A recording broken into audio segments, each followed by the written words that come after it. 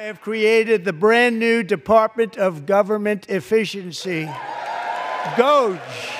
Perhaps you've heard of it, perhaps.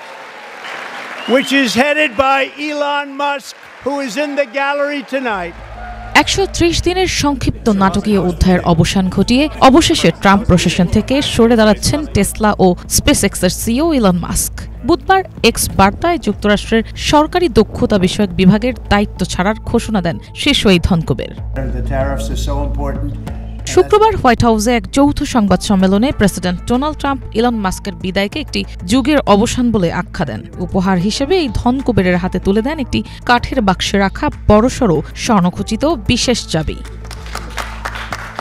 Trump বলেন, এ ধরনের উপহার তিনি কেবল বিশেষ মানুষদেরই দেন। দেশের পক্ষ থেকে ধন্যবাদ স্বরূপ মাস্ককে এই উপহার দেওয়া হলো বলে জানান মার্কিন প্রেসিডেন্ট। যদিও বিশেষ কর্মকর্তা হিসেবে স্বল্প মেয়াদে শেষ হতে যাওয়ায় এই টেক বিলিয়নিয়ারের সরে যাওয়ার এই সিদ্ধান্ত বলে মনে করছেন অনেকে, তবে পরোক্ষভাবে ট্রাম্প প্রশাসনে যুক্ত থাকার আশ্বাস দিয়েছেন ইলন মাস্ক।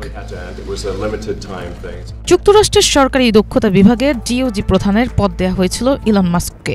এই বিভাগে তার দায়িত্ব ছিল সরকারি খরচ কমানো। তবে ইলন মাস্কের মেয়াদকালের সরকারি খরচ বাঁচাতে একের পর এক বিতর্কিত সিদ্ধান্তে বরাবরই সমালোচনার শিকার হয়েছেন ট্রাম্প ঘনিষ্ঠ এই সহযোগী। সংবাদ মাধ্যমের প্রতিবেদন অনুযায়ী দায়িত্ব গ্রহণের পরপরই গত 4 মাসে ডিপার্টমেন্ট অব গভর্নেন্স এফিসিয়েন্সি মাস্কের নেতৃত্বে ফেডারেল প্রশাসনের নানা দফতরে হাজার হাজার কর্মী ছাঁটাই, একাধিক সরকারি সংস্থা বন্ধ করেছে, এমনকি বৈদেশিক সহায়তাও কাটছাঁট করেছে। 26 মে পর্যন্ত সরকারি দক্ষতা বিভাগ প্রকল্পের মাধ্যমে আনুমানিক $17,500 কোটি সাশ্রয় হয়েছে বলে দাবি করা হয়েছে। তবে এই দাবির স্বচ্ছতা নিয়ে প্রশ্ন তুলেছেন সমালোচকরা। অনেকেই বলছেন, বাস্তবে সাশ্রয়ের পরিমাণ ছিল অনেক কম এবং মাস্কের পদক্ষেপগুলো যুক্তরাষ্ট্রের সেবামূলক খাতের উপর নেতিবাচক প্রভাব ফেলেছে।